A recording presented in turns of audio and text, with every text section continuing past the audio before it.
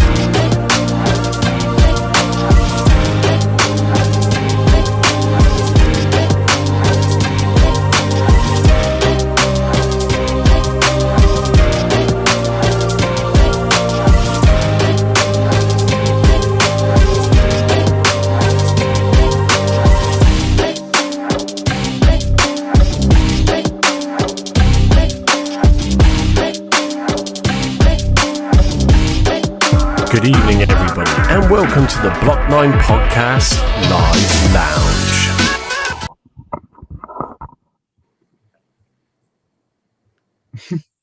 He's there. You're here, Gav. I'm only joking. I'm not frozen, really. I just thought I'd give the guys a bit of a rise there because obviously this is good evening, everybody, and welcome to the Block 9 Podcast. You know, when you're at school and the supply teacher comes, I'm the supply teacher. The teacher's on holiday, so we've been absolutely horrific so far. So good evening, everybody who's just joined us. There's a choice comment earlier in the podcast about Andy, which Carl did. So's about that. It literally is end of term today, and we've been throwing aeroplanes and chalk since the first registration bell. So, celebration of life going away. That's what it is. Smooth as sandpaper. What did you expect? I mean, come on. I know, and it's good to see you, Voodoo. Good evening, everybody, and I suppose I better say good evening to the people I've been talking to for the last hour about how to work this crazy machine. John, good evening. How are you? Good evening. I'm all right, mate. Apart from that last little hiccup at the end with the comment, we're all trying to learn how to do things, and I thought that would be funny, and it's backfired. So never mind. All part of the learning curve. But yeah, I'm good, mate. Wonderful news. Andy, how's the chocolate cake? The chocolate cake was nice, mate. The comment was a bit rude, I think. I don't know whether I should continue with this live or not tonight, but actually, Mike, you got a really good makeover. The surgery was good. It was positive. Yeah, face for radio still. Herbs, good evening. How are you? Evening. Yeah, I'm all good. I'm excited for Saturday, actually, which is good after a QPR win. So I'm actually excited for a game, which is quite weird. But yeah, it should be a good one Saturday. Good. And you've still got the Ori Akili curtains to your left tonight, not your right, unless have you changed round? Yeah, I've changed round. I thought, we've actually started winning, so I might, change something. So good. Change is good as a rest, as they say. Okay, right. Well, so we're here now. It's 8:33. So as you've probably noticed, I'm not the crazy pilgrim. He's away sunning himself in the Bahamas or wherever he's. Where did he go? Come on. Where did he go? He's plane spotting. Come on. He's plane spotting. Yeah, you haven't left the airport yet. All the planes going over. He's spent 3 days so far in Bristol Airport going, there's another one.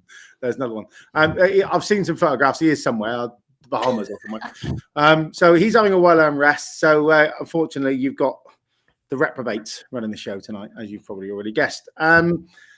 So get your comments coming in.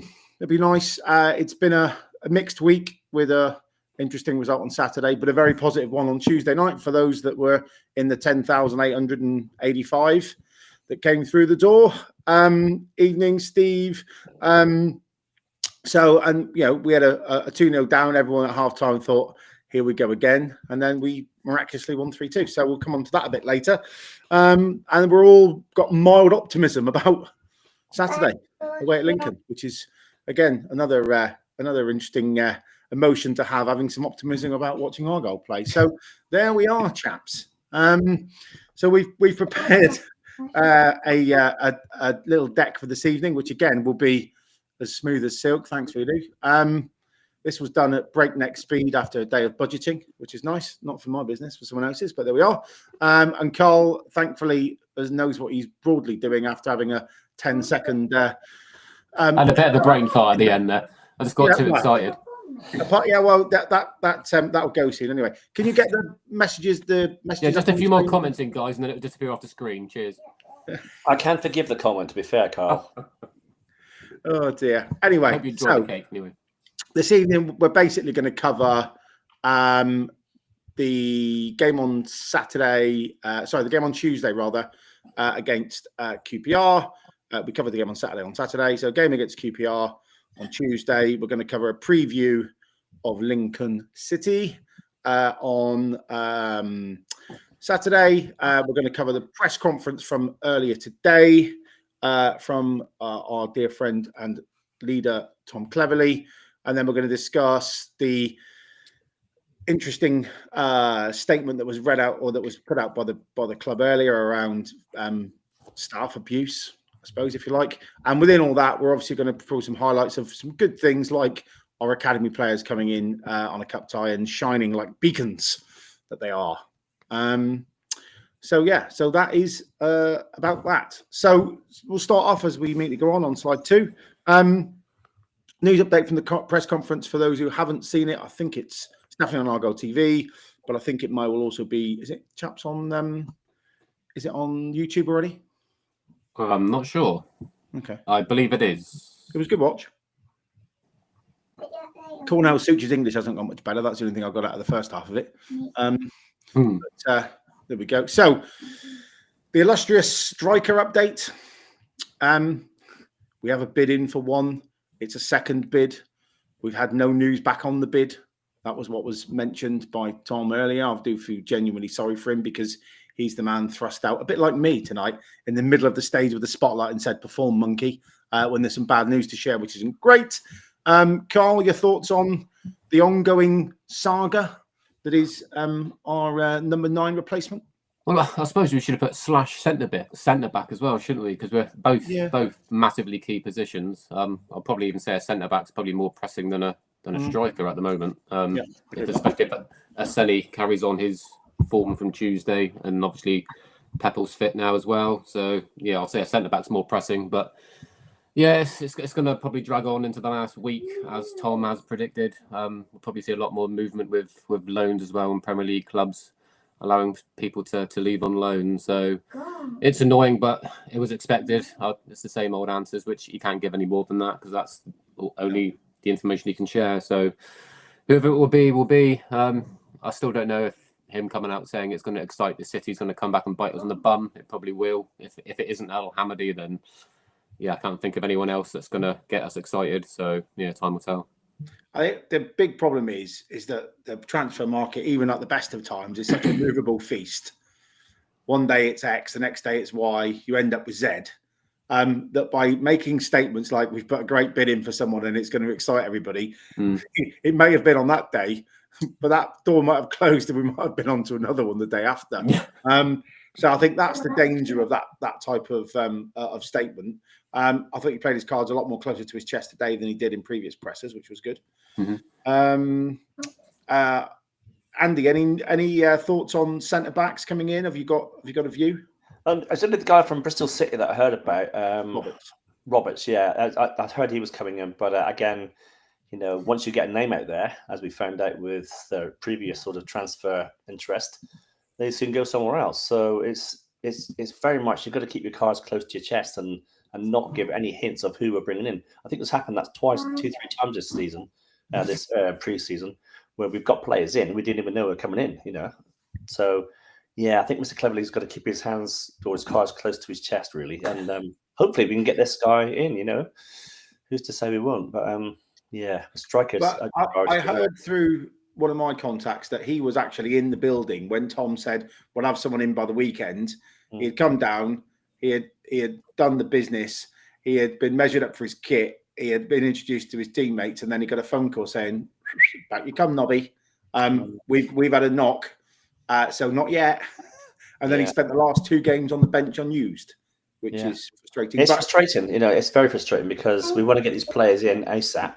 Although I do think that Tuesday night was a vast improvement, second half probably, with Pulse and Zoops and Belarus at the back as well. So there's hope there, from that game on Tuesday, as we'll talk about later on.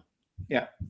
No, I agree. I think the problem with Roberts is that he covers left-sided centre back, left back, and left midfield.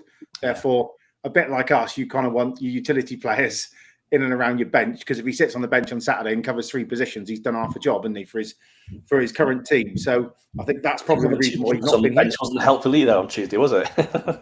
No, not really. Herb, give us the young fans' view of the world, because I'm sure it's full of patience and understanding, mate, isn't it? No, it's really not. My head was on Bolton, so. Yeah, I just think just attracting players are going to be an issue. Like we spoke about it before, haven't we? Just where we are, like geographically, obviously that's not our fault. But getting stuff done in the pre-season and having depth to train with in pre-season, that can be done quicker. So I think there was a sort of fault there, but there's nothing you can sort of cry about. But just stuff like Hardy's been gone for so long, we still haven't found a replacement. You could tell, like, I don't know, I don't really understand Cleverley's thinking in the sense that we've had a pre-season where we've been short on defenders. We've had to pay Waidu at centre-back, which he's a good centre-back, but he's one of our better players when he's playing in his best position. So you don't want to be playing Waidu at centre-back. You don't want to be pushing out Such, do you? So you don't want to be doing all of that. And we were promised a competitive budget. We were promised a top 6 budget. And I don't think we've seen a fraction of that spent. And especially defence and forwards are the main thing we need to get. Our midfield is absolutely fine now. And I even think like wingers, we've got like Benaru, Samichi, even like and players you can bring on in that sort of depth. But like defenders, we're really short. And a sole number 9 who's going to finish like 75% chance he's going to get. So that's what we really need. Yeah, I tend to agree. I think, if you look at the year we went up, we had Hardy, we had Cosgrove, we had Ennis, we had the Wayne train as 4 interchangeable strikers. 2 were on the bench, 2 were either on the pitch or one off each other. Yeah. They all had slightly different playing styles. Cosgrove's first game at Derby was a good introduction as a game changer. And Brad has said we had 10 million plus. Very true, Dave. Very true. Good to see you. It felt like there was a bit of a variety of style. So if we had to go direct, we had the players. Ennis held the ball up well for a small man.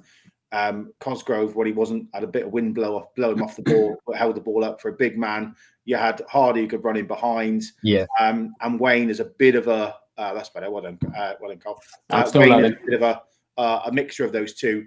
Well, at the moment, we've got 2 that are very samey, in my opinion. Your thoughts on that, our chaps, in terms of Pepple and Asani both seem very similar. Both can play with the ball with their back to goal quite well. Both can lay off. They haven't got massive blistering pace, but they're quick enough and they get around in the box and move pretty well. But we haven't got that big contrast in styles, I think, that we've had in years gone by. Would that be a fair assumption? Yeah, I would say so. Both very similar. Obviously, Pepple's a bit more physical. He's got a bit more height than Aseni, so he's probably your kind of your target man type. Yeah. I think Aseni is going to be with work. You can see what he did on Tuesday. I think he's going to be that fox in the box type of striker. Obviously, that isn't going to be the finished article yet. So we need another striker and has got experience of doing a job of what Aseni hopefully will do for us in the future. But we need that extra striker in that's a bit different to what we've got. That's obvious, I think. Just want to say hello to a few people because now I've got to try and be my inner Mike voice. Harry Vanzino, hello, good evening. I don't think we've seen you much before. Dave Mortimer, good evening, Dave. It's very unlikely to bring Bradders up in a conversation, so I don't know whether he's upset you today or not, but that's an unusual tact for yourself. Truth Plymouth 666, hello, good evening. He says, agreed a deal with Lord Lucan. But he might not turn up either, which is fair. Steve's in, although he's at work, but we won't say that. He's in on the comments. Guess he works in the dockyard. And we've seen XD Hollow 0 as well in. You've mentioned XD about youth and talent and bringing them through. There's a bit on that about later, so that's cool.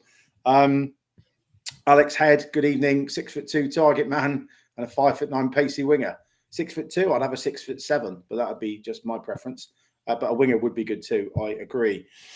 Team news and injuries. I did feel for Tom earlier because I think Chris Errington said to him, I might as well be talking to you like a medical doctor because all I seem to ask you about is certain parts of people's bodies every time I get in front of the microphone, which is true. He did go through an exclusive list today, and I must admit, in my haste this afternoon, I listened to that press conference and typed at the same time. So I'm reasonably accurate, but said that Connor Hazard and Jack McKenzie will be back at the end of August, which is 2 weeks away, which is good and promising because I think his words were that will feel like 2 new signings, and it bloody will, which would be good. Joe Edwards, Brendan Galloway, and Caleb Roberts all close to returning in the next week. I think he said he'd be highlighting for the Leighton Orient game on Tuesday night. And potentially Brendan Gallo will be back for Saturday, 50-50. Patterson has a calf scan this morning after 2 days of letting it rest. We don't know when he'll be back, but it certainly won't be Saturday. And Freddie Osaka is 2 weeks away. So, Julio Pleguezuelo, he's going to be a little bit longer, isn't he? Julio Pleguezuelo, I think, will be October, November. So, we miss Pleggy. Pleggy, if you're watching tonight, mate, we're missing you, mate. Evening, Pleggy. Your number one fan's not here, so he's probably not turned in tonight, but there we go. We'll go reverse order. Herbie, we're going to unpick some of the croc list. Well, the biggest one there is Hazard, isn't it? I mean, I think everyone's gagging to get him back, and once we do, we'll start becoming Argyle, and we'll start becoming this team that can look to promote and get out of this league.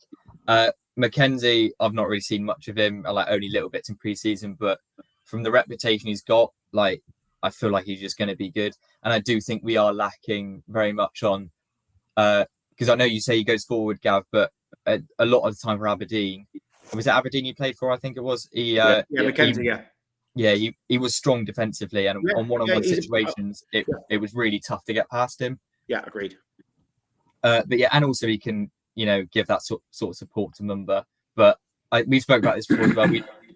We really don't want Mackenzie swapping for Mumba at any point, because Mumba needs to stay up the pitch as much as possible. As soon as he starts dropping back and, trying difficult stuff in difficult situations, like in his own box, in his own half, and losing the ball, that's where we don't want. So, and I think Mackenzie's sort of discipline and maybe Edwards on the other side will sort of negate him from doing that, and will probably make our team stronger. Andy, thoughts on two things. I'm going to ask you two questions. One is, Benarous, is he a long-term left back? That's question one. Question two is Cornell Such right back ? You were there Tuesday. You saw both play. What are your thoughts? Benarous, I'll tell you what a player he is. He's fast. He can get a crosser. I mean, the crosses he put into the box were amazing. Senny's first goal was outstanding. It was absolutely superb, and it was pinpoint as well. And all that Senny had to do was get a foot to it, and it was in the back of the net. That's what we missed so much last season. The ball was going across the box last season, but it wasn't being tapped in, by anyone. It was also just maybe shots outside the box or headed efforts. But you never saw that box, the ball fizzing across the box like that, So Benarous, I think, is going to be an absolute star for us at left back. And I like the idea of having. Would you keep him at So someone asked me on Twitter earlier. I can't remember who it was. I can't remember. But someone said, "Would I play Eamon Benarous permanently at left back, or if Mackenzie's fit again, would you play him there?" What would you do if you've seen the ability of the lad? What would you do in terms of if Mackenzie's fit and the real deal? Would you let them battle for that number 3 shirt metaphorically, or would you push him further up the pitch or have him on the bench? What's the crack?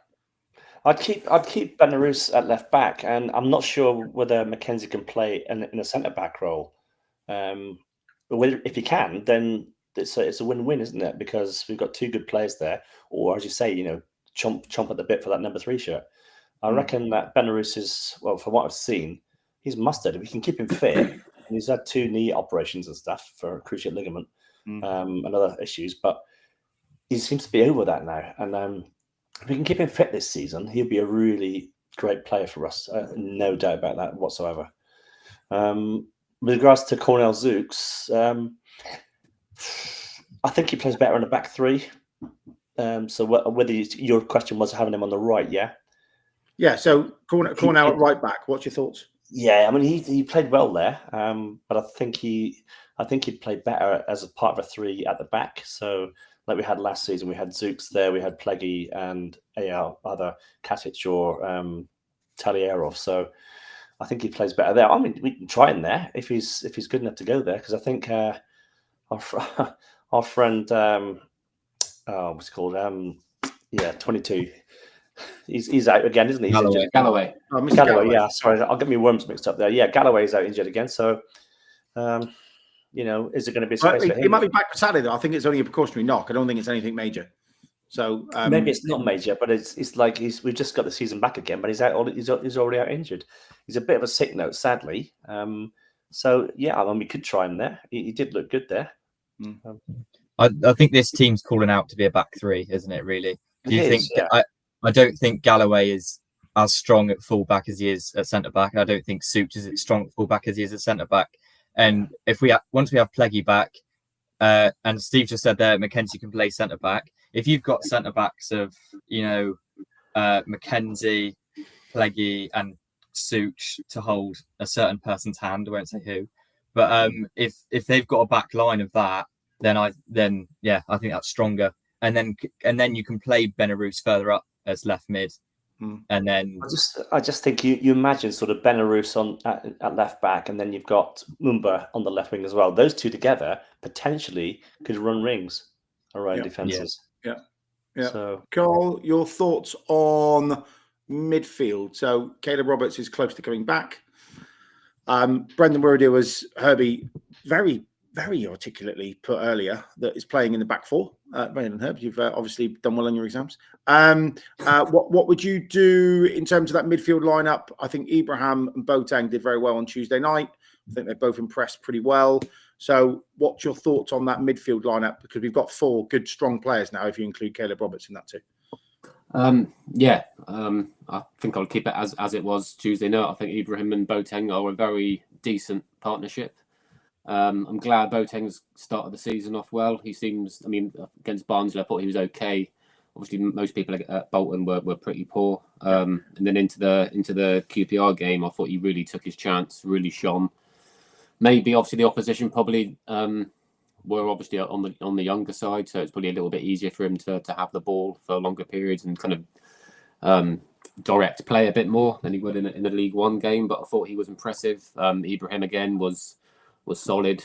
I really like from what I've seen from him from all three games, to be honest. And I think that's our first choice combo in the midfield. Obviously, Caleb Roberts. I would like to see him having a bit more game time, because I think obviously Tegan Finn and Joe Hatch will have a lot of minutes this season. So hopefully Roberts can share that as well. And obviously we'll touch on. Obviously we haven't touched on injuries yet with Asaka, but I think when he comes back, I think he'd be the one that needs a loan, because I think he would be the one struggling to get minutes around everybody else. So yeah.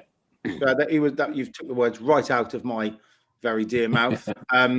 Was Freddie is back. Freddie has had a couple of goes pre-season on the wide left, I think, and on the wide right. He's either come on for Xavier Amici, or he's come on for Ballymumba. If we're looking at pecking orders at the moment, Tegan Finn seems to have grabbed the nettle, if that's the right word. Whereas I think Asaka, whether he was carrying or not, and what just seemed a little bit a yard behind the pace for someone who burst onto the scene last year and did really well. So, common sense is above us all, and anyone who's listening, would you get to Saka out to maybe a League Two club or a Conference Club Truro or something, and try and get him some confidence, a la Randall and oh God, what's his name? My striker who's now back at Truro. Jeff Cott of years gone by, where they go and tear the league up. What are your thoughts, chaps? Well, Carl's already laid his nail to the mast. Of the two, yeah, we need to ship him out on loan, and I think Klebs has made a little mistake in sending Callum Wright out on loan. To a team in our league as well. So I think Asaka needs plenty of game time. He's not going to get at Argyle at the moment. He's just not ready yet. But Callum Wright, I think, would be. He's proven at this level. He's won a championship at this level. The one I didn't get and still don't get, and now he's starting every week for Barnsley is Ogbeta. They think he's the best thing since sliced bread. I don't understand why we loaned out so many players, and Andy's absolutely right. The players that we should be loaning out are for development, so like Asaka, like Roberts, and I think it was during the fans forum that cleverly, or was it it's Parkinson did say stuff about, and David Fox said stuff about that we'll be loaning out to Truro just because they're playing at a high level now. Yeah. National League, and actually they play I went to watch them last night. They against Southampton under 21s, and they play very much on the floor football, like sort of Tom Cleverley sort of style of play. So he'd definitely be giving Asaka, giving Roberts to them if he had the chance. But right now, I don't think he should, because we need the depth. and players like Callum Wright and Ogbeta, and even Beidou to some extent shouldn't have been loaned out. We should have loaned out the youngsters and kept that depth and kept I these think sort of players. Beidou's a different obstacle because he refused to basically, by the sounds of it, play League One football. So I think he was only turning up the training to make sure he was in good nick to go on a loan, and he's Did playing. you think he was too good for it? Did he? Yeah, that's what David Fox said, is that Beidou decided he didn't want to play League One football, which is why he's not here. Because I think same as Bundy then. The other two, you're right. I think we've sent them out a little bit prematurely, early in the window, thinking probably we were going to get very good replacements, and that's not quite happened yet. Although we have had 10 in the door, so 9.5. We won't go there, but you know what I mean. Welcome a few others that have come in the door. I've seen Ninja Matt. Good evening. I agree with you. Eamon will end up further up the pitch in the 10 role. I think he'll be batting that out with Caleb Watts in the future, and that was my answer earlier on X. Alex said, good evening. Yeah, keep him at right back for now. You're on about Cornell Such. I tend to agree with you. I would be doing the same. I think Cornell's more of a threat up the pitch. He's got a decent shot. He's got a long throw, and he's a threat in the box if he is getting up there. And if you think Joe Edwards has scored goals further up the pitch in the past, reference Hull, etc., then Cornell would definitely be a big threat up the pitch because he's 6'3", I think, and he can get up like a centre half. So. And he made that run on Tuesday night, didn't he? It was like Pele watching Escape to Victory, wasn't it? He was bidding it around. Just touching back on Osaka a little bit, I think he needs to. He definitely needs that loan in men's football to build himself up, because he's quite tiny. He's not quite strong on the ball. He gets knocked off quite easily, and he doesn't seem to have that confidence like Tegan Finn does, for example, just to get on the ball and just run at someone and take someone on. I just find that Osaka kind of backs away from that a little bit and kind of cuts back. And he's in no man's land, then a little bit, because he hasn't got that physicality yet to he's show supposed to be ahead of Tegan Finn, obviously age-wise. He's older than Tegan Finn himself. Do you not agree as well, Carl? I don't know if you thought this as well, because you were at Bolton, weren't you? Yeah. Do you not agree when Finn came on, he was our best player? Oh, he changed the game straight away. His first touch was a nutmeg. Another one where he won us a free kick. He completely changed it. And when I mean, obviously, I'm not discrediting Osaka. I do think he's brilliant. But when have we seen Osaka come off the bench and and be the best player and really change the game? And I'm not saying he should at this point. But the fact we've got, I don't know how Finn is. He 17? However old he is. 17. Yeah. So he's at that age, and we've watched him and thought, God, he was actually really good. He was one of our best players out there, and he only played 20 minutes. That's almost unheard of. That's not expected of Osaka. But the fact Tegan Finn is doing that means he probably should be over him. That's just my opinion. Yeah, I tend to agree, chaps. Good comment that Alex said there. Baker on loan once Hazard's back. I'd probably send Ashley Hammond out on loan rather than Baker, because from what I saw in the training session, I thought Baker looked quite good in goal. He looked quite sharp. Yeah. That's whether we could do it on the day. Well, maybe we should have tried him on Tuesday night in that game in QPR. Yeah. No, it's that's definitely food for thought. Even Steve Cooper. Sorry, Gav. You said about Baker starting on Saturday, didn't you? I did. Don't reveal the depth. Sorry. What's wrong with you, boy? Sorry. I've got the power to mute him now. This is you have. This is what happens when he doesn't turn up to his own work, is it? He just swans in at 1 minute 2 and goes, right, boy, where do you want me? The arrogance of youth, a bit like Tegan Finn, funnily enough. See what I did there? Decent. Very good. Very good. So I'll go back again. So it's been rudely interrupted by the boy. Evening, Steve Cooper. Gavin, you're all looking at the bus. What? I don't understand that. I said we'd win on Tuesday. This will give us a step forward. I agree. I definitely think we'll have a confidence bit going into Lincoln. So whizzing through transfer philosophy.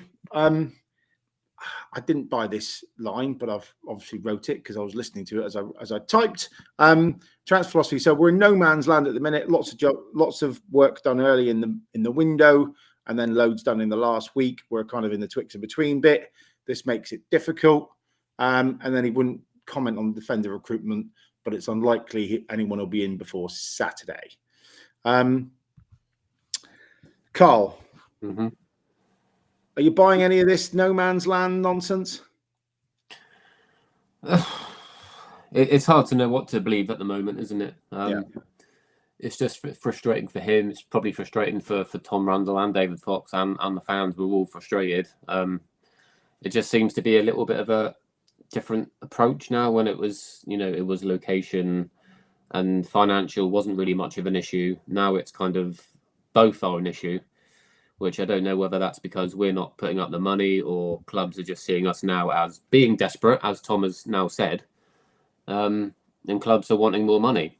So, yeah, we're kind of stuck nowhere at the moment until things fall into place. Maybe when clubs start panicking about moving players on, I guess. I don't know.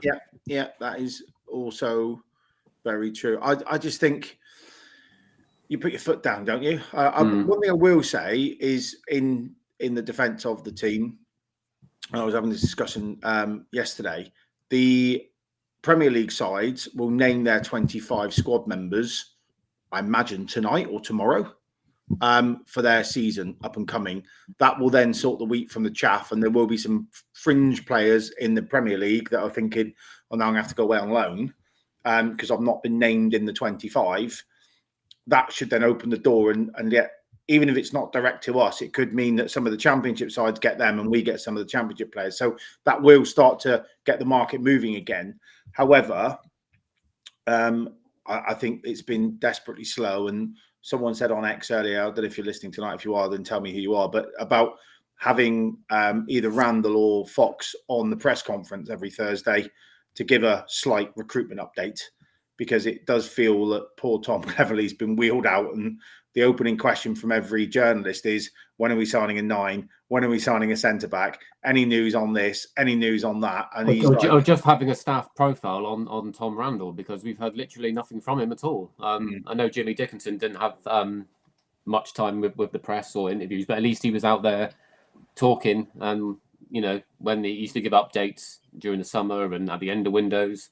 So it'd just be nice to even have a little interview in Plymouth Live or something with Chris Errington, but to hear nothing just seems a bit odd. Yeah, I think they're in a rock and a hard place there, the club, a little bit, because like spending half day or 2-3 hours with the press, you know what'll happen next. Oh, what are you fucking talking to Errington for? You should be fucking signing players. So you can't win. You can't win. You kind of can't win really on that perspective. What I'd really like to see is him have an in-depth interview, as Jimmy D did in numerous seasons gone by, with Charlie Price or someone on Argo TV to say, talk us through that window. That was a difficult one, wasn't it? What did we experience? Who did we miss out on? And be a bit more open and a bit more honest on that basis. Maybe, this 5th, 6th of September, what he's sort of had a chance to breathe a little bit. That I think would be interesting. But yes, it's a frustrating time, I think, for everybody. Ninja Matt says, trouble is we've all been told different things each week, only small bits of detail. It'll probably help to know the strategy. I think that's the big thing, is if we had and I was talking to Carl pre-show on this, if there was an Andy Parkinson once a month video update, or there was a Fox video update that says, hello, we're here, we're as frustrated as you are, here's what's going on, can't name names, but just a little bit of information regularly, I think would be a lot, would calm a lot of nerves. And we'll talk about this later, but essentially I think that nervousness around the recruitment market, and we've lost 2 games on the bounce, has made everybody jittery and everybody a little bit angsty. And the comment and the statement tonight about the club staff getting abuse, and I said, I likened it, you check into a hotel, you find a hair in the bath, the next thing you do is go, right, well, house is dirty so I can get some money off, and you go bump, and you look for stuff. That's what's happening, I think, to the fan base at the minute, is we're genuinely going, right, well, that's wrong, we've lost, that's wrong, we've lost, we're not getting the answers we want, right, what else is crap? And there was a few moans in hospitality on Tuesday night around what will now be known as Chilligate, which I'll go into a lot later. And it was just the feeling of, and we were 2-0 down. And it was just all of that. And then suddenly the mood lifted at the end of the game in hospitality because we won. So it's amazing, I think, for the whole club, what a stringing a few results together would do. And I think Tom mentioned it earlier in the press conference, saying, look, we're all frustrated because we've lost and we've got this big injury list. So it's not helped. Would that be fair? Yeah. I just think as a club, we just want as much transparency as any other club gets, and also just stuff like I'm not having a dig, but just like the fans forum, like a lot of the time, like I watched it. I know you guys are there, but I watched it and just like it seems like they're dodging questions. Like I can't remember who it was, but they asked about the away form, and it's a really good question that fans want to know about the away form. Is it going to change? What's going to change about it? And they sort of just completely diverted it and talked about what they do on the coach instead of actually what are they going to do and what's the mentality going into away games and going, because that is out of everything that's going on, that is the one thing that I think if you ask any Argyle fan to change, what do you want to change about your club? We want a better away form, because we've been struggling with that for ages, like for a long, long time. Even when we went up, we struggled away from home. Yeah. And instead of, I know obviously he can't give a great response, but I felt like he didn't have to dodge the question. I think it was David Fox who answered it and Parkinson, but they could have given a better answer, a more like strategic answer and answer that the fans want to hear, which will like lift them up for away atmospheres. And yeah, that's just my take on it. But I'm not having a dig. Yeah. I'm not saying that. I totally agree. Yeah. I totally agree, Herbs, about what you say about transparency. We've got to be careful with this, because already we've sort of been talking about keeping the cards close to the chest with Clevs in particular. So that transparency has to be sort of kept, undercover, if you like. But yeah, certainly from the top, if Andrew Parkinson and Foxy and, XYZ and all those people, and Mr. Hallett, transparency. We used to have that at the club. We used to have we used to have it a lot. Club. We knew it. We used to have it when we're doing well, but when we're not doing well, they shy away. Yeah. I think that's half the problem. Is like, as an exec leader of a business, certainly a customer facing business as this one is, and I've done this job, unfortunately for my sins, like as the leader of the organisation, so Andy Parkinson in this instance, you want to take the pressure off your team. So a bit like the manager does on the players when they have a crap performance, they go, send the arrows to me, leave the boys alone because they got to train in the week. It's kind of the same with the organisation.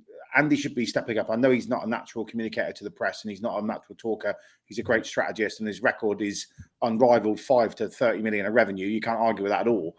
But when the chips are down, I think you need to get your face out there a bit more. I think you need to talk to fans a bit more and front up, because like there are a lot of keyboard warriors. And there was a poll in the week, wasn't there, around who wants to get rid of Simon Hallett, and 92% said no. So the small minority in the whole of society shout the loudest. We get all of that. I won't go political. I was going to then, but I won't. That's a big challenge. But I think if you're out, even if you're not talking in a forum basis where you're on a show like this or whatever, if you're putting out a little video. Little video message. We can see your mug and they can see your words and they can see your expressions and the way your tonality comes across, and says, we're as frustrated as you are. All these things start to front things up, and then suddenly people get a bit calmer. And I think Thursday comes, everyone's so angsty by Thursday. TC says a bit, everyone calms down for a day, and then if we win on the Saturday, it carries on. If we lose, it's back to square one. Probably times 2. So I think there's a real opportunity here for the exec of the club. So I'm talking Andy, and I'm probably talking David Fox, to take a bit of pressure off of the playing department, of the football department, and just be a bit more regular, even if it's like we've got nothing to tell you, but we're going to come out and say that.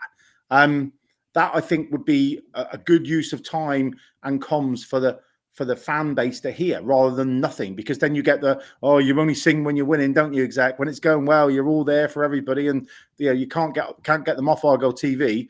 When things go badly, they all disappear and hide at their own backside. So I believe that is a really good thing. It's not an easy thing to do if you're not in that way inclined, but I think it needs to be done to show proper leadership. That's my 2 pence on it anyway. Okay, a few more little comments and then we'll move on, I suppose. That we got here. Let's go down. Ninja Matt. Transparency is important. Not regard to some things, though. The trouble is silence makes things feel worse. Or fester more, sorry. Just some comms or statements helping us understand. I think that's the point I've just made.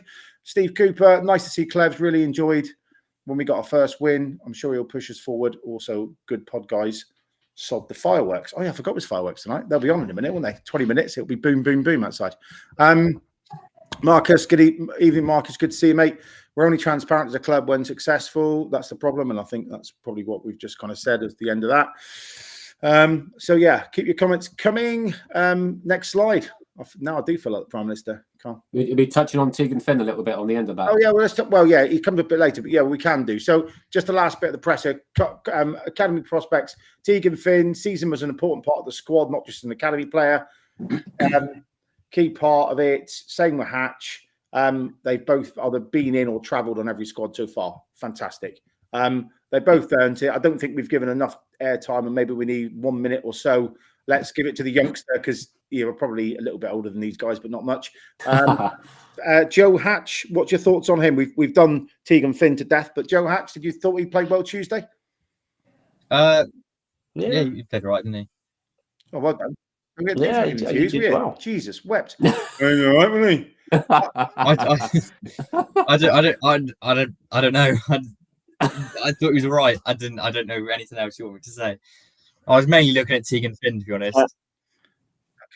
Yeah. Well, I thought Hatch was at fault for the second. Was it second goal? Yeah, he lost his man. I think that's which he'll learn from. That's an experience, but other than that, he played quite well. I thought when he moved inside, when Benarus went wide, he moved inside and helped Asani out as that natural goal scorer and poacher. I thought he looked really, really effective. Yeah. Again, Hatch is naturally a striker, isn't he? So he's playing out of position. So, and I thought he adapted quite well there. Game time, really, really, really important for the lad. Confidence massively because he's going to be chucked on in games soon and he's going to be told go and get a goal. And if he's got that ability, then great. In fact, I promise her I'll leave it alone. From Max Scott. Welcome in, Max Scott. Just quickly, my son won Player of the Match for Tamilton under-15s tonight. Come on, sponsored by. We'll come on to that later on. We've got a slide on that later. Yeah. Well done. Right, next slide, please, Carlos.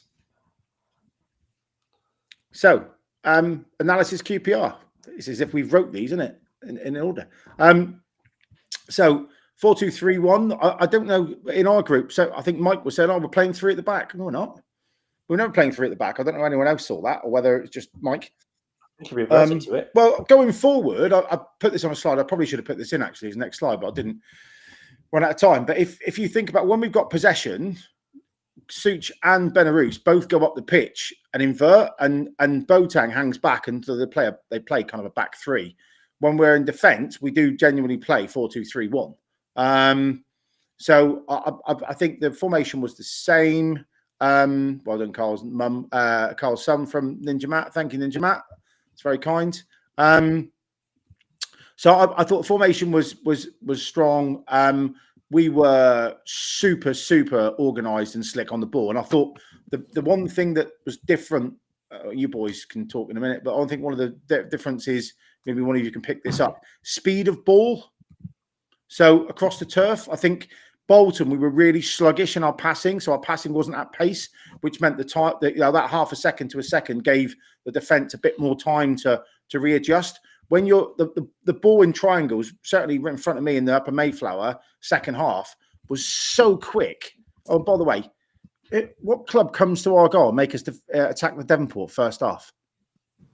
Yeah, I hate when that happens. Yeah. I hate when they switch. Absolutely distraught. That was that ruined my first 10 minutes of the game. I was just like, "What are you doing?" Because you always look forward to the Devonport end in the second half, don't you? Go on, Andy. It's all tradition, though, isn't it? Because we actually won the game. Yeah. Doesn't matter what half you sort of get. You know what I mean? It's all superstition and like witchcraft. It is witchcraft. You're absolutely right. Anyway, that's by the by. But I thought the pace of passes, the zip of passes, meant that we got through the lines much quicker. I think when we don't play as effective, and I think that's confidence as well. Bolton, the ball was really slowly passed, so the patterns were there, but we weren't passing as quickly. And I think in Barnsley the same. I think the first time we've probably played at TC's speed this week, ball across the turf, we've ripped teams apart, and I thought we were fantastic. Quick couple of minutes on this, boys, before we move on. Let's start with you, Andy. Your thoughts on the game overall? I thought it was superb. I just thought even the first half, we went 2-0 down, but even the first half, we were playing some really good football. There were a couple of mistakes, of course they were. I mean, Paulson didn't look comfortable at the back. Zooks made a couple of straight passes. It got better. The faster the game moved, it just got better and better. Second half was outstanding. I mean, Tegan Finn, incredible. This young man, for the future of our club, and people like Roberts as well, who I know he didn't play on Tuesday, but people like Roberts, people like Hatch, they're going to be the future of the club. We've got to sort of pin them down to contracts. But yeah, absolutely delighted for Finn because he won the pen. I think it was a bit of a soft pen, but he won the pen for us. Sadly missed, but that's football. Really good football. I really enjoyed watching that. So I was sat next to Crazy Pilgrim. Hi, Mike, can I miss you? He's on the beach. I knew that was coming. I sat next to him on Tuesday, and we were sort of both commenting on Tegan Finn and stuff. And yeah, he looks a good prospect. Really does. I agree. Quick, 30 seconds, Carl, on Tuesday. Because we've done most of it. Yeah, just echo what Andy said. I know it was against QPR under 12s, but it was still a very good performance. We had a few young lads ourselves, so I think the average age wasn't massively different. Our average age was younger than theirs. Yeah, but it wasn't by much. That's what I'm saying. No, it's a couple of years. Yeah. Right. But it's good to breed a bit of confidence with a win, isn't it? And it's good to see some of our homegrown players, especially Tegan Finn, giving us a show which we all expected from him anyway. So. Yeah, a win breeds confidence, and hopefully we can take that into Saturday. Yeah. Herbs? Yeah, I just think it was nice to see because, I want to get your thoughts. Our two best players really was Aseni and Benarout, right? Mm-hmm. Not starting a single league game. Well, I would also say Boateng and Ibrahim in the midfield were outclassed. Okay, yeah, they were good. But if you had to pick two, for me it would be Aseni and Benarout. Yeah, I agree. They've barely played a league game between them. Mm-hmm. So, it's just nice for Cleverley, isn't it, to see that actually, Benarout, he's actually class. He can start against Lincoln.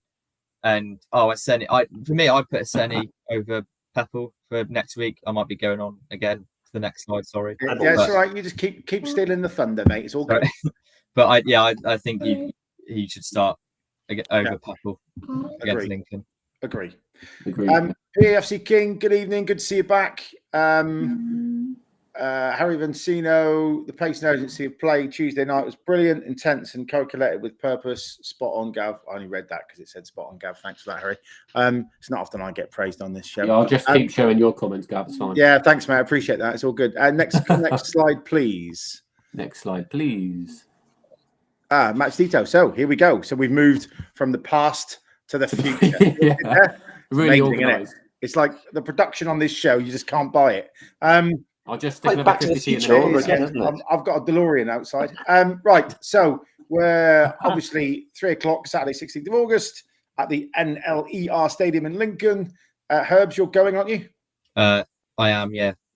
For your sins and excited. Yeah, I'm actually excited for once. It's really weird, but good. Yeah. Those who can't get there, it's on Sky Sports Plus after the game. The full show will be on, and it's on Argo TV for overseas only, unless you have one of those silly things that makes you go to Germany or Belgium, like I do. We won't publicise that because I don't think it's highly legal, but there we are. Match officials, Carl Brook has got the whistle. I tried to do some research earlier. I can't see Carl Brook, so anyone who's the referee nerd amongst us, please get enlighten us. At least it's not Gavin Ward. That's a good start. Assistants Andrew Ellis and Marvin Amphlett, and our fourth official was Callum Walchester. Who's praising Gav? Shocking behaviour. Absolutely, Marcus. Thanks, mate. Appreciate it. That the love is back. Next slide, please. So, match review. Thank you to young Finley from Argyle News Hub. I was in a panic in a meeting earlier and WhatsApped him and said, "Here, mate, give us the preview, please, because I'm going to run out of time by the time I get home tonight." So this is all down to this young man. Well done. For those who don't know, it's Herbie's apprentice. It's our youth policy. We have two now. We're actively recruiting a youth policy to take over the reins one day. One day, Herbs, this will all be yours, son. Building for the future. Exactly right. So Finn and Herbs both write our previews and our match reviews that go on the website, and we obviously promote their channels individually through the Block 9 podcast, which is fantastic. Now I do sound like Mike. So we head off to Lincoln on the back of a 3-2 comeback win over QPR in the Carabao Cup. It was a breakthrough night for Tegan, Finn and Joe Hatch, and we just discussed Eamon Benarous. All impressing, and we think that Finn should start Saturday. Well, I do anyway. Injury woes continue, though, with half the squad out. We won't go through that again because it's there. Lincoln City, led by Michael Skubler. On the pushovers, we have, I think, twice politely inquired about Michael Skubler's availability to come and run our club for us as head coach, and been told twice to go and do one in a very polite way, which is great. Ninja Matt, sorry, I have to introduce said, that. Ninja Matt says your recruitment's better than our goals. Fancy your job. Well. Do you not think, though, Gav, tonight that the live is actually flowing much smoother? It's like we know what we're doing. I certainly wouldn't go there, not at all. But so Skubler's head coach, he's been in since November last year, and there's a slide on the managers a bit later. But they've won both of their opening fixtures, the league and the cup.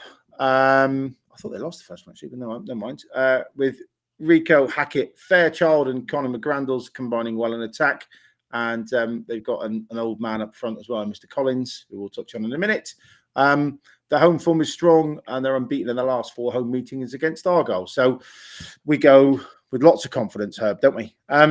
Yeah. Well, Lincoln also, I just realised as well, they're our absolute bogey team as well. I can't even remember us ever beating Lincoln because that Lincoln 2-0 against Argyle, that's only one of 2 teams that beat us in that league. Yeah, it was. Yeah. In our promotion season, and we were torrid that day. Really. We were so well, I'll come on next slide in a minute. But they seem to play quite direct football. It's a bit Miron-esque. I think that's probably why we were after Michael Skubler, because it was when we wanted to play a bit direct football, he was the answer to our problems. I think he was looking at him. He's slightly less arrogant than a certain Miron Muchlich, but we won't go there. Everyone's giving crazy Pilgrim redundancy vibes. Please don't. I want to sit back and drink the orange juice next week and the cups of tea. Certainly don't want to be doing this every week. The Milky Bar kid is well and truly back in the game when he's back from holiday. So it'll be an interesting place to go. I think it'll be a contrast of styles. When we've got the ball, it'll certainly be go through the thirds and down the flanks. And when they've got the ball, I think we need to be looking upwards. So that'll be fun. They'll certainly test our back 4, although Carl and I had this chat before you coming on air. Actually, if it is Paulson and Such or Paulson and Weirdo in the back 4, then at least they're good physically in the air, and it might be a little bit of an easier day than trying to zip around and play quick centre forwards you play on the shoulder. Because I think we agreed that's their strong point, isn't it? Kind of aerial duels and kind of direct football. If we're up against smaller, pacier strikers, then we know the outcome of that. Yeah. Next slide, Palaz. Predict the lineup. So, unfortunately, this week there is no master tactician spot. I know you're all going to be very disappointed, those that watch and don't listen, from my high-tech version of tactic ball last week. So I am sorry for that, but I just haven't had time. I might try and do it for Saturday and show you the goals in that kind of format with the quick passing. It would have been nice to do this week, so they have zipped it around, but. From what the research we did earlier, both teams play 4-2-3-1. Just a contrast of styles. Some keep it in the air, some keep it on the deck. The lineup predicted for those who listen or those who can't see the tiny writing on screen is as follows, and this is my side, by the way. Zach Baker in goal. There's the first bit of controversy. Yeah. Left back, Eamon Benarous.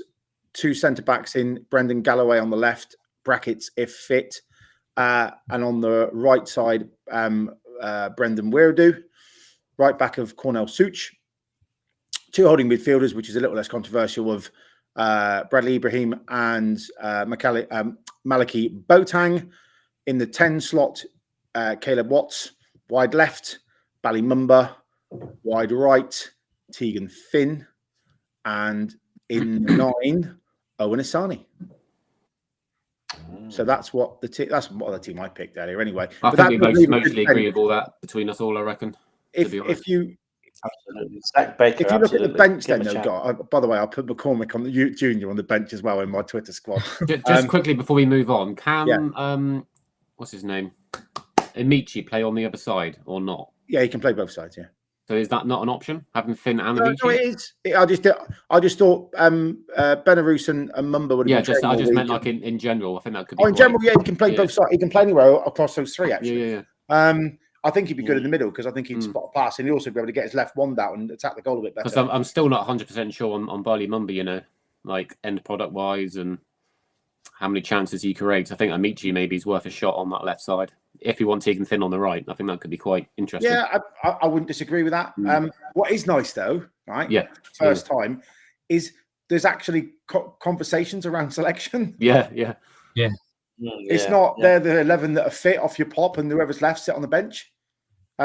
It actually reminded me of I don't know if you those who saw it the special ones press conference in Italy where they was like, oh, why do you pick the same team every week? Why don't you change it round? He goes, no, I'll just throw the coins up in the air and the ones that 11 that land on the table, I put them in the side, and the ones that sit on the floor, I put on the bench, which I thought was absolutely at his best. But I think there is some real conversation to be had in the selection meeting this week between Finn, Baker. I think he did really well. He didn't have much to do, but very confident in everything he did at Torquay.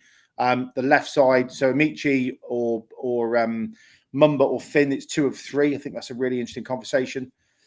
The centre-back pairing is a really interesting conversation because I think Weirdo and Galloway are probably our 2 most athletic and best defenders in this format, whether Galloway's fit or not. And then the right back, is it Such or Saranola? And then left back, is it Belarus or is it Galloway? So we've actually got some headaches for the coach, which is interesting. And, you know, you add a few more players into this and then you've got, I think, quite a promising squad.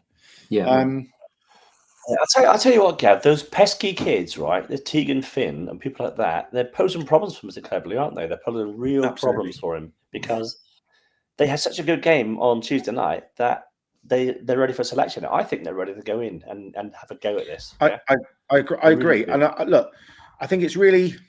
there you go. That's an interesting stat. Yeah, that isn't it. Block 9 Badger, Steve Vaughan. Block 9 Badger. The ref on Saturday has never refed us and we've never lost. So let's hope that stat continues. Herbs, you're back in the game, mate. That trip to Lincoln, you're back in the game. So that's cool. So predicted lineup, those who haven't commented on it yet, what would you change out of that? We'll go along the lineup while you're talking. Herbs, any of those 11 you'd change? Not really. I don't know. To be fair, I quite like it as that because I think the bench is quite strong as well. And actually starting Tegan Finn and having Amici coming on against tired legs is probably better than Amici starting and Tegan Finn coming on against tired legs for me personally. But yeah, so I actually quite like that. Yeah, Galloway if he's not fit. Who would be centre back if Galloway obviously isn't fit?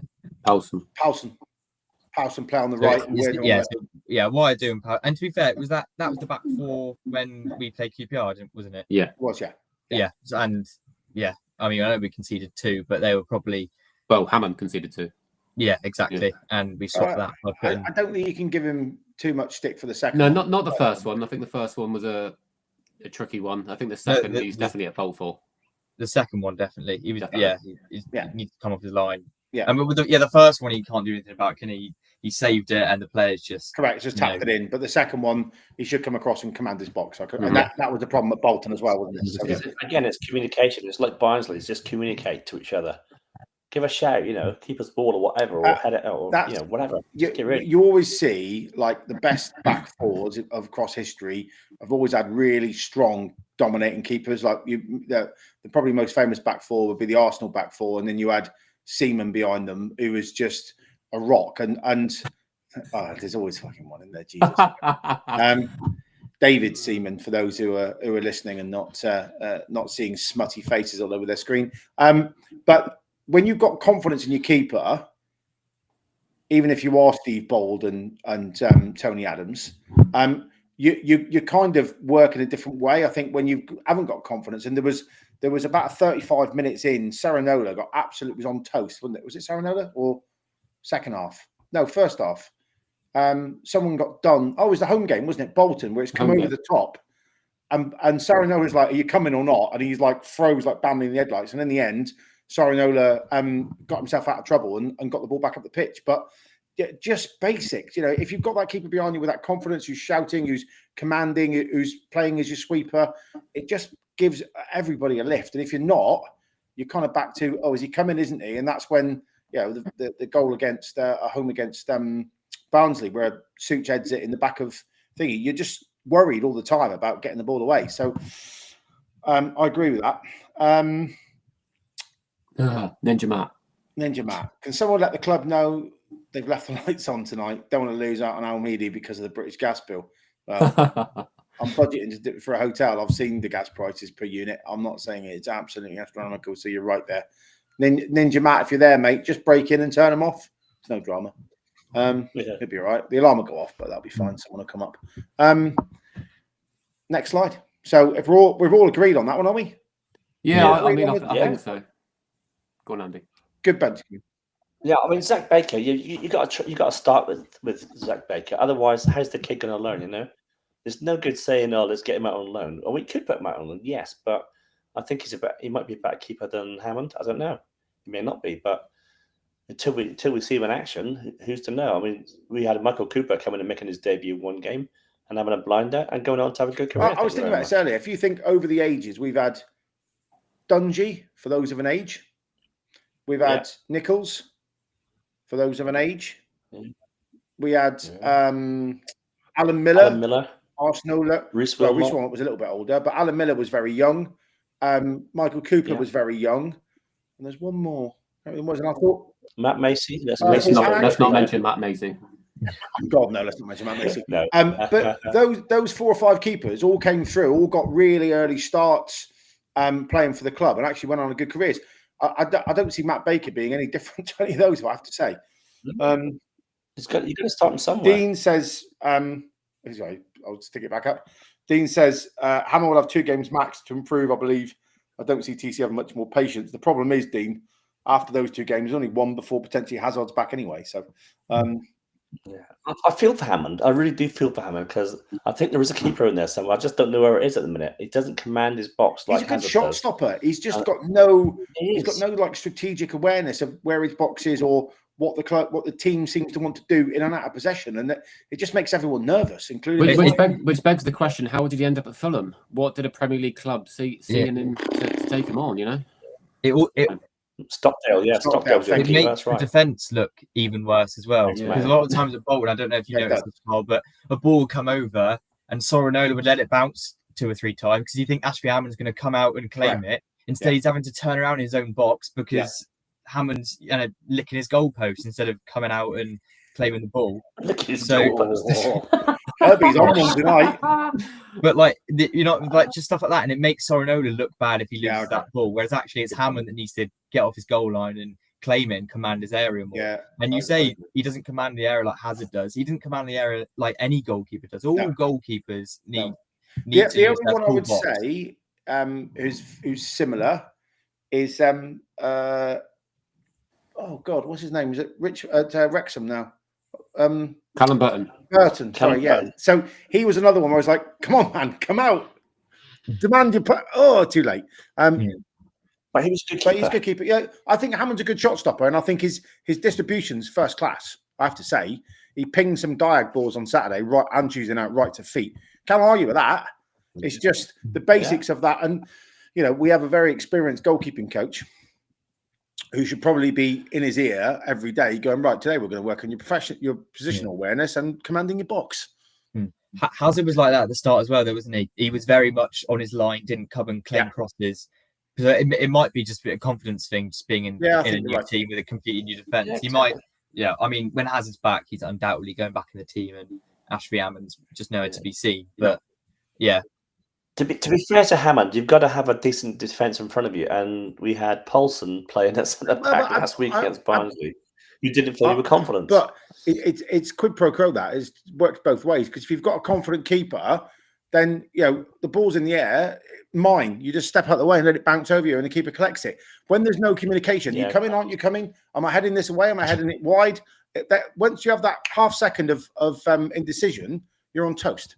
I think it just needs a game without any mistakes and hopefully a clean sheet. Hopefully to get It's clean sheet. Saturday's the one, guys. Let's be confident. Right, next slide. Saturday's the one. So, Clean sheet. Match preview on tactics. We'll line up 4-2-3-1. And again, I think we mentioned this a bit earlier. Despite depleted centre back pairings, would 3-4-3 be better? I think we talked about that earlier. A back three of Such, Palsson, and Galloway. I'd be signing up to that tomorrow if it was me. But our head coach has made his decision about formations, and we're sticking to it. Thoughts very quickly on a 3-3 at the back?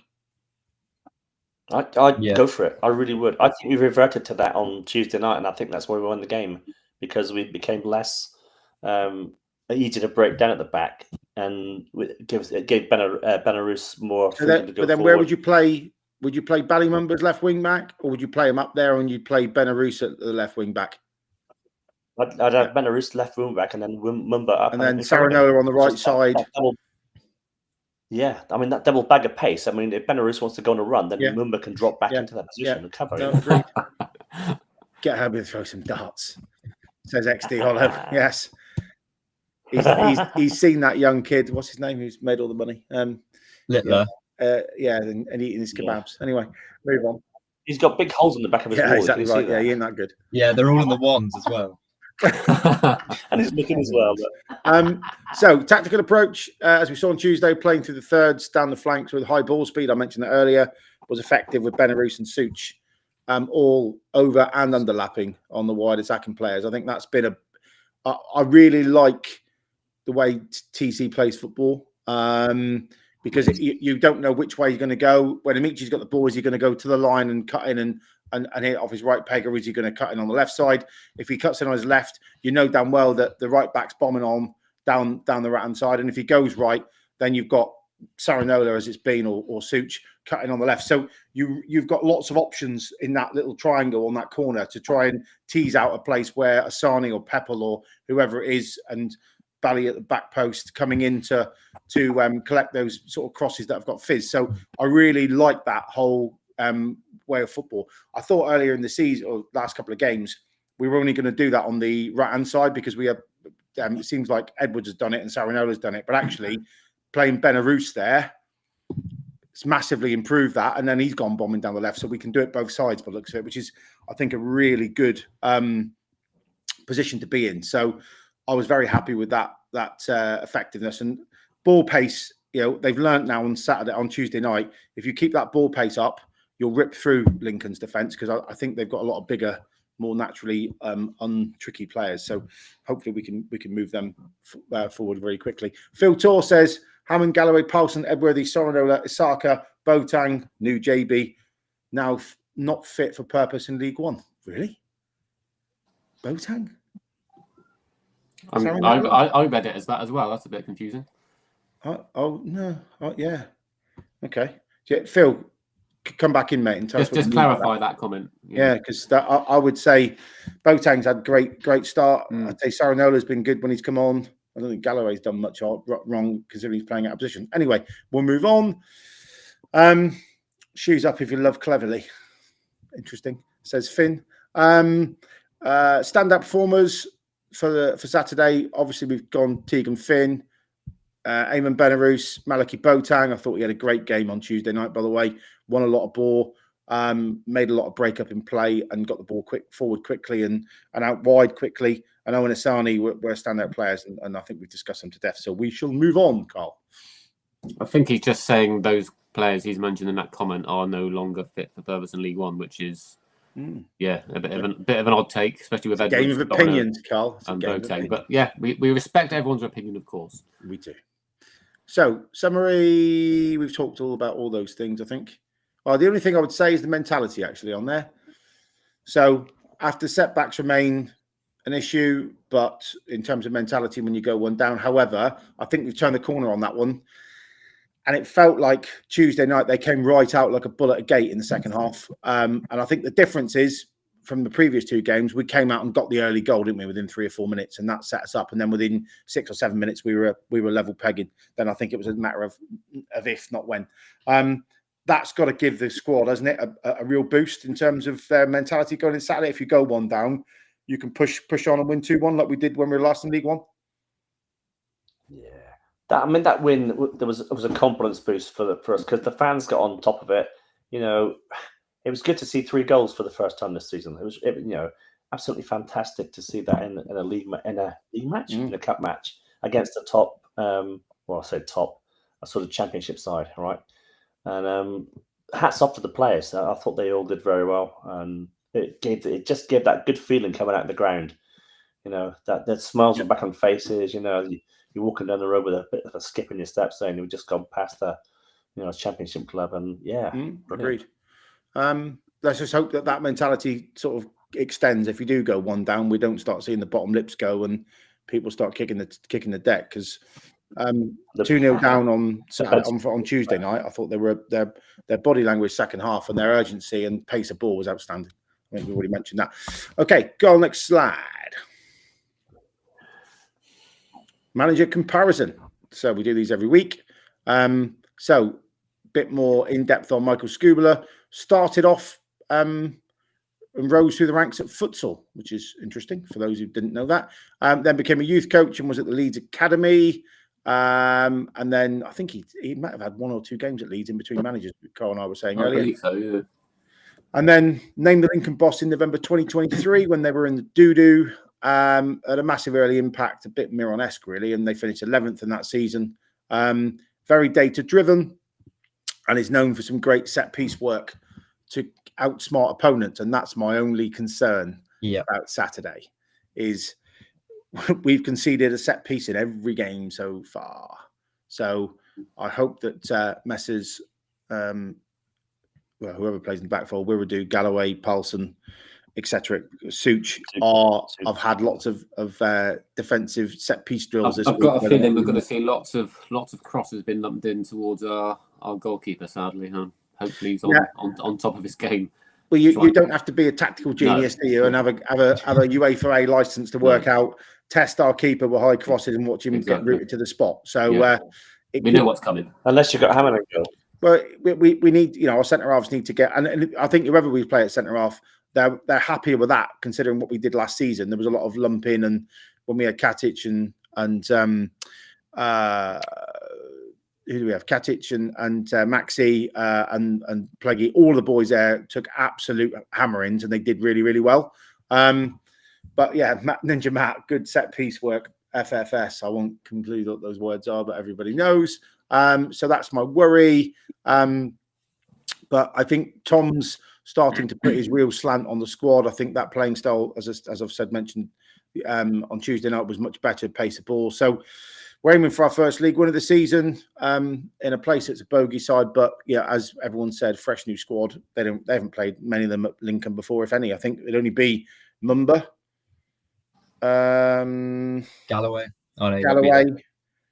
Edwards, if he's fit enough to get on the bench. I think that'll be it, won't it? Saranola, was he here then? Sorry? Was Saranola here then? No, not in League One. No. He's joined in the December of the Championship, I think, against Swansea. So yeah, I think new squad. The Voodoo, if you're still watching, it should be lifted. If he hasn't, Voodoo, get on your doll and lift the away day spell, please. Be nice before we go Saturday, and see where we go. But yes, Skubala is an interesting one for me. So player focus, I've gone for their up top, Jerry Collins, not that Jerry Collins, the other one, the shit one. Oops. 207 league goals for the likes of the mighty Shrewsbury Town, Crawley Town, Luton, Cardiff City, Derby County, and Lincoln City. Had 40% aerial duels, and I think that's where we're going to start seeing the ball up in the air and a bit of tennis on Saturday. They seem to want to play very direct. Pass accuracy is pretty good as well, at 86% last 2 games.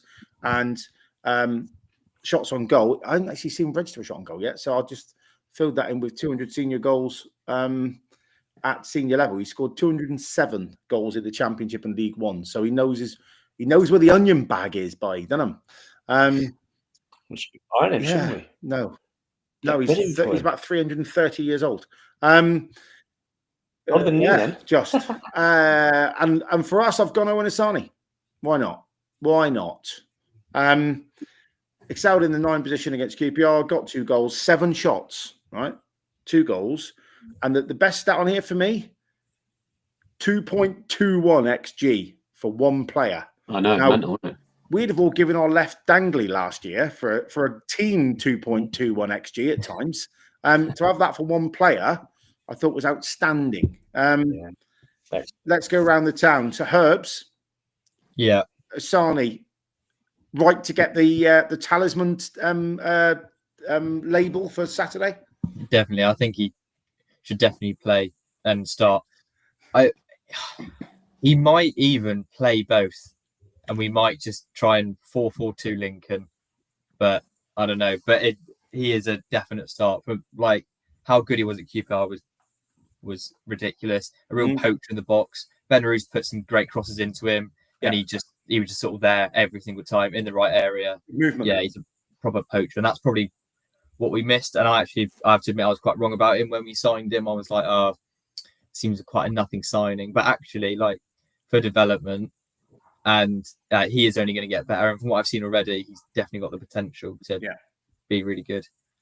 Agreed. Before I come to the other boys, I'm going to just go mea culpa. I'm assuming Jonathan Mordacy is a Lincoln fan. In my haste to get this out tonight, you're right. James Collins, not Jerry Collins. Jerry Collins, I haven't got a rugby tacked in yet, but I have now. Jerry Collins played blindside for the Ospreys, which is my team, which is when I was throwing that together at breakneck speed before we came on after work. I've made the bit of a boo-boo. So there we go. Ninja Matt, you've got your rugby analogy in. It's been, 1 hour and 20 minutes or 1 hour and 15 minutes in. It's taken that long for a rugby, but there we go. It's in.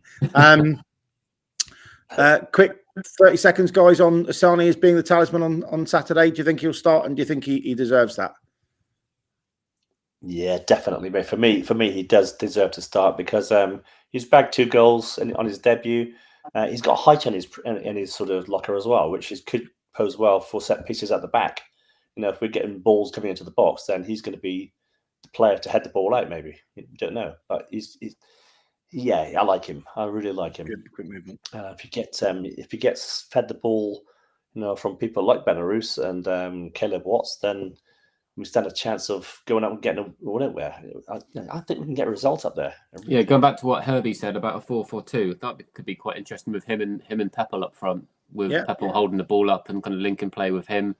It kind of reminds me a bit like Noel Ennis in a way. He's a bit more physical and a bit more taller than Ennis. Yep. But he's got the same attributes as him, I think. So yeah, he's. You could even play one of those 2 guys and Amici up front as well. Yeah, keep yeah. Finn and Bally on the pitch. That would be interesting. But no, I think imagine those 3 coming at you, and then Benarouz coming from the back as well. Man, I think his couple of goals will give him confidence going into Saturday, so he deserves his start. He was beaming after the game when Charlie posted it. It was lovely to see. He was absolutely beaming, which was great. Jonathan Mordacy is a Cardiff fan, so I'll be seeing you in a few weeks, Jonathan. I love my day out in Cardiff. It's all good. And Ninja Matt, yes, you're absolutely right. A All Black playing for, God rest his soul, actually, for the Ospreys in the 6 or sometimes in the 8 channel, a beast ball carrier. And God rest his soul, he was a great player for us, but unfortunately he's no longer with us. So we'll move off from rugby. Anyway, next slide, please. So the block score prediction. We won't go over last week's, I've admitted this, the Tuesday night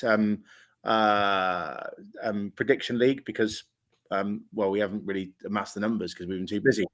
I said 3-2. Yeah, it's all coming out now, and it Captain Hindsight in there. The old 2020 vision hindsight. I said 3-2. Oh, I said 3-2 after the game on Tuesday, but I said 3-2. So we've all put our danglies on the line. Carl and I put this together, and we both agreed 3-1 to the Pilgrims on Saturday. Get your predictions in the comments, please, chaps and ladies. See what you think. I'll go through the team now. We'll start with you, Carl. So you cut out then. Say that again. I said what's your score prediction, Carl, please? Is it different to that? No, you did generally cut out. I don't know what happened there. But Okay, yeah, so I would agree. Yeah, 3-1. 3-1. I think getting the first goal is going to be key. And hopefully, if we can get that first goal, I think we'll be okay. But if we concede the first goal, I think we might see a few cracks starting to show again. But I believe we've got enough confidence from Tuesday to have a real go at Lincoln. Thank you. Andy? I'm going to go with PAFC King. I'm going to go for a 2-0. Oh, no, I'm not. He said Argyle 0, Lincoln 2. I'm going to go for a 2-0 Argyle. Argyle win. Not Lincoln win. PAFC, 100 lines. What are you doing here, boy? No. I'm going to go 2-0 to Argyle.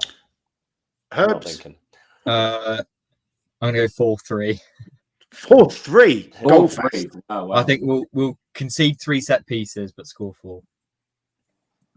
Are we going to start playing Kevin Keegan football? I don't know if that is, to be fair. So. Oh, you don't know who Kevin Keegan is? No, I do. It's just because I'm young in it. Right. So when you leave here, your homework for tonight, Herbie, is to go back to see when Kevin Keegan was manager of Newcastle in the Premier League. And that he basically didn't play a defence. He just said, "Oh well, if you score 5, we'll score 6. Move on." That's fair enough. He did have quite a good front line. Go and have a look at it. There were people that you'll recognise now from punditry. Yeah. Anyway. Shearer and a plethora of wonderful attacking players, but that was their philosophy back in the day for those that are over 12. Steve Vaughan says 3-2 to Argyle. I say PFC King says Argyle 0, Lincoln 2. I'm glad to see there's someone here with full of positivity. Dean says 2-1 to Argyle. Well done, Dean. Well, I'd love it if we beat them. Cracking chat. Whoever that was, that Carl who put that in? It is me behind the scenes doing that as well. Yeah. Oh, and Ninja Matt's beat you to it as well. I'd love it if we beat them. I'd love it.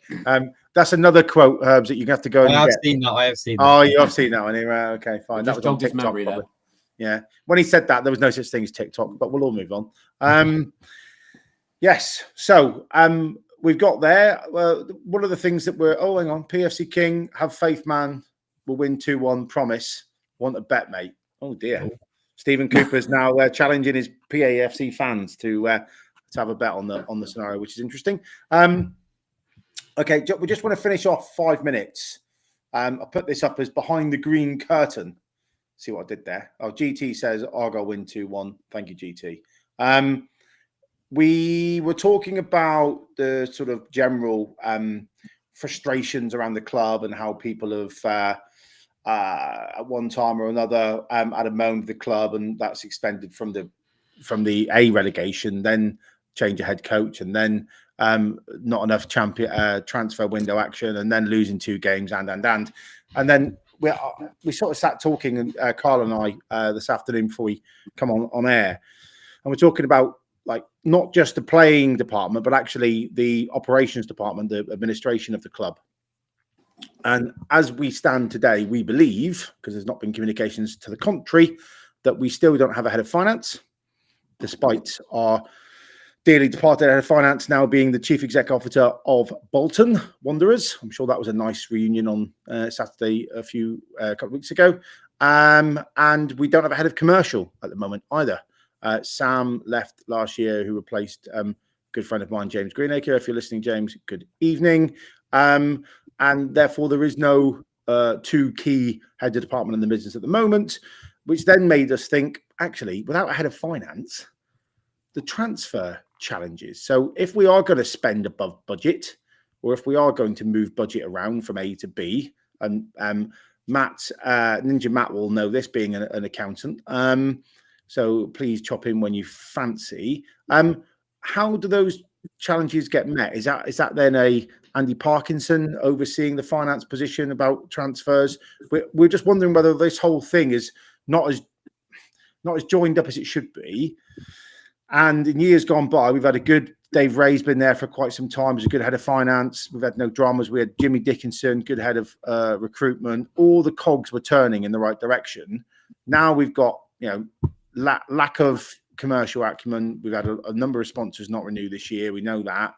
You can just see on the hoardings in hospitality to know that the Nexus numbers have dropped, etc.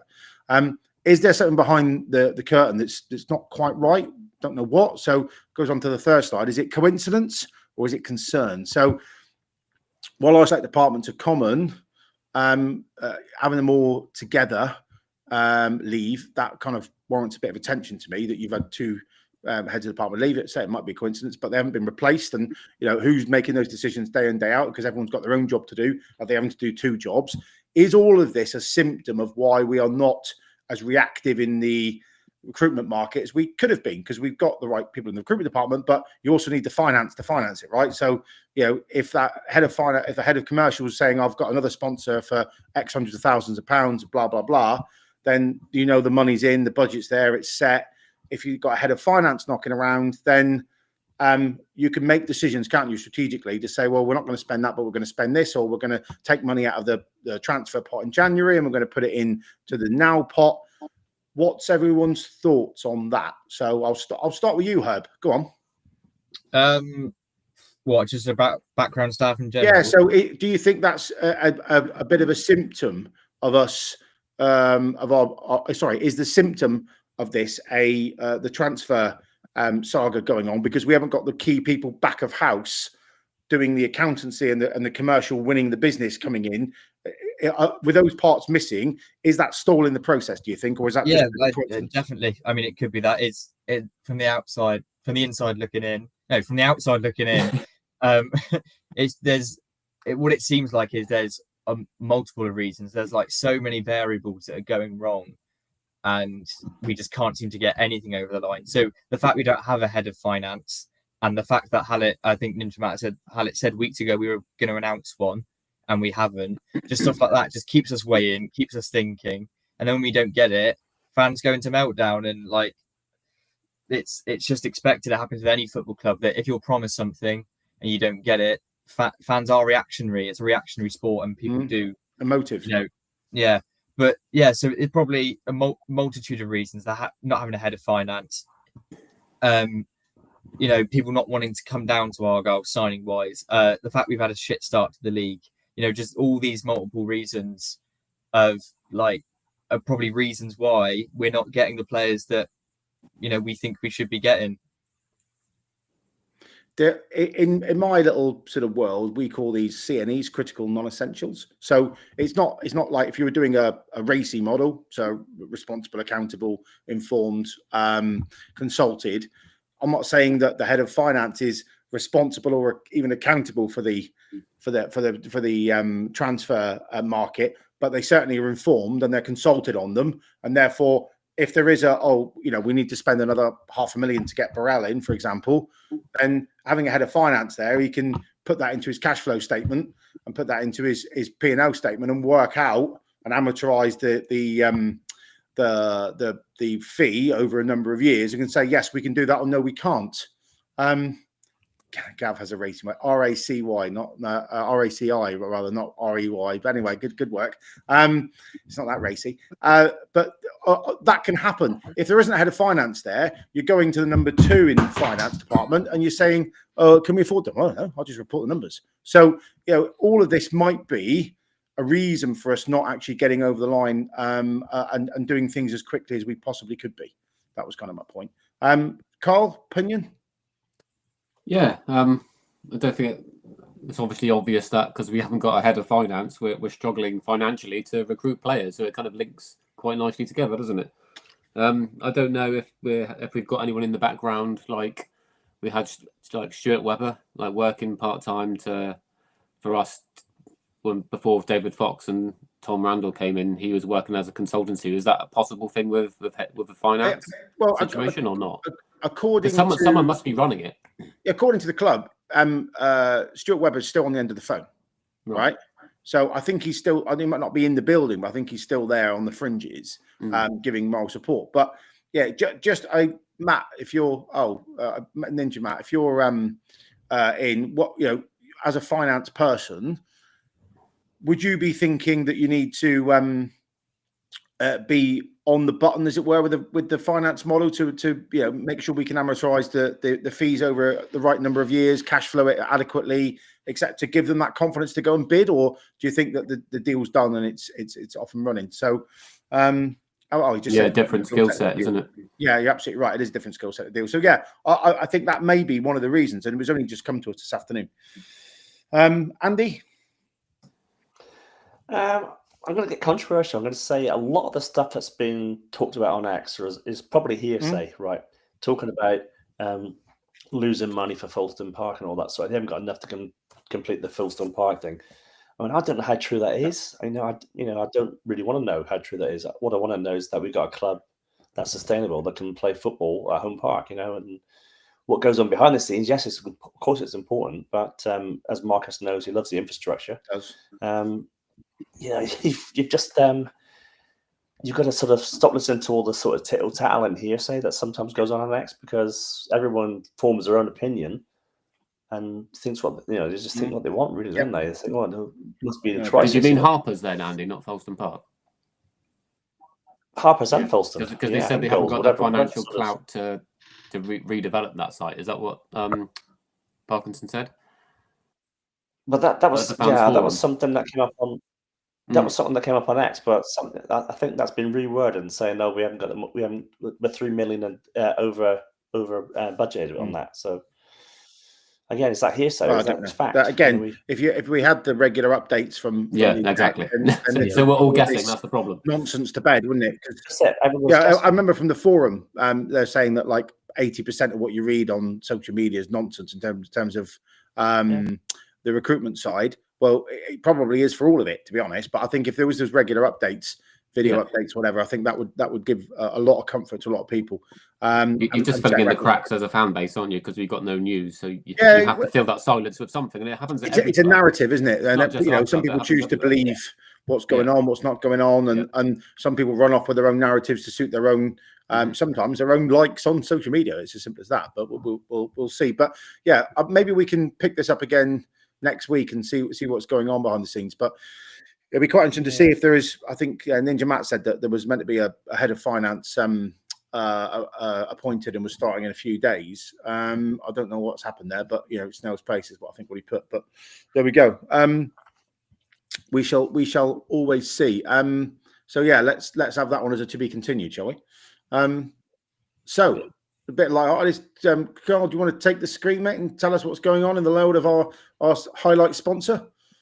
Yeah, so obviously we've got the kit now for the under 15, for my son's team. So that's all been ordered, and now it's arrived. So the boys have their shirts for next season.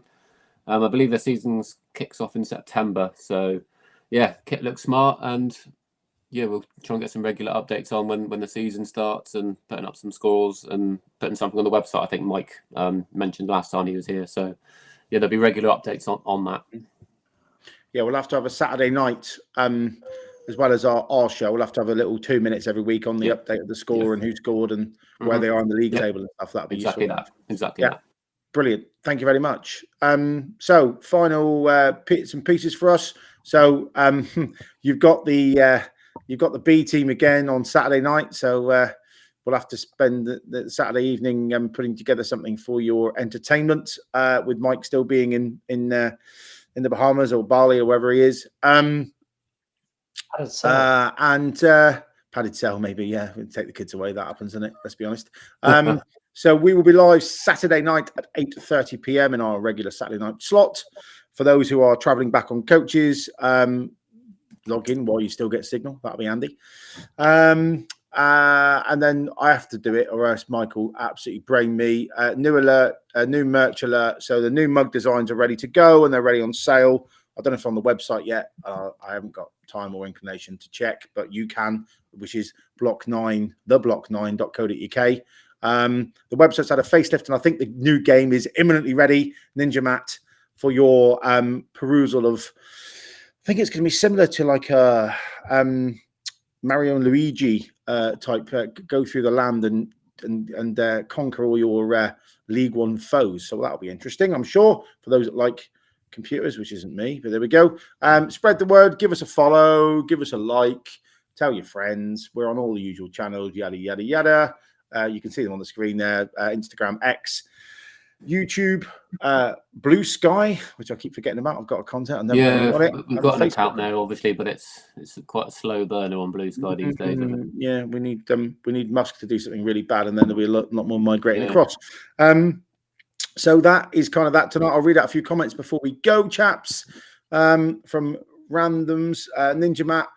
We'll find out the accounts get qualified from the audit. I think that's referring to the amortization of the players and also the contractors with the overspend of the ground, of the training ground.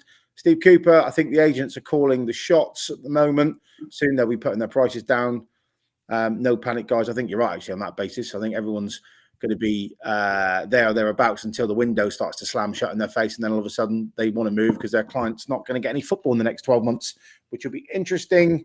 What else have we got? Anything of interest, or is that about it? No, I think that's about it. We've covered everything else. Another insult from Marcus there, telling me to get stuffed. I don't know what's going on here. And just numbers tonight, because I know Mike will get upset at that. We've had about 1,000 people on tonight, which is absolutely staggering listening to our rants. So thank you very much for all of you that have taken the time to hide away from your wife and your kids on a Thursday evening to listen to our drones. We will be back on Saturday where we'll do it all again, and I'll have to be in the hot seat once more, which is a shame for you lot and for me, but we'll get through it together, I'm sure. And keep an eye out as well, guys, for Tales from the Block and our regular news updates during the week as well. And what about your TikTok lives, Andy, you got coming up next week for your... Yep, so my TikTok lives, I normally do a Tuesday night. It's a League One, again, Ole live, which I go to all the details about League One. There's also mental health one I do on there as well, but that's not happened for a while. But League One, again, Ole. Although, to be honest, if we lose on Saturday, you might be bringing back your mental health. You might need a special live just for that. And Herbs, are you doing any more? Are you doing any more reviews this season? I can't remember. Are you or not? Yeah, I think I might be doing one for Lincoln, probably post match on the coach. Yeah. And you can tune in on the way back on Saturday if you want and give us a little update. Yeah, hopefully it'll be positive and not. Yeah, we'll all be delirious with 3 points. Yeah.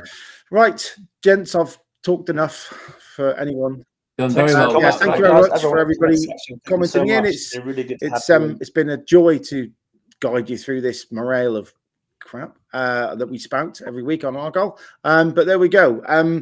See you all Saturday. Those that are travelling up, have a safe journey up and back. Those that aren't, don't VPN the game or don't use a dodgy Fire Stick. There you go. I've done my bit. Bring back the 3 points. We'll get 3 That's most points. important. We'll see you all Saturday after the game. Thanks, chaps. Have a good evening. Good night, all. Cheers, guys.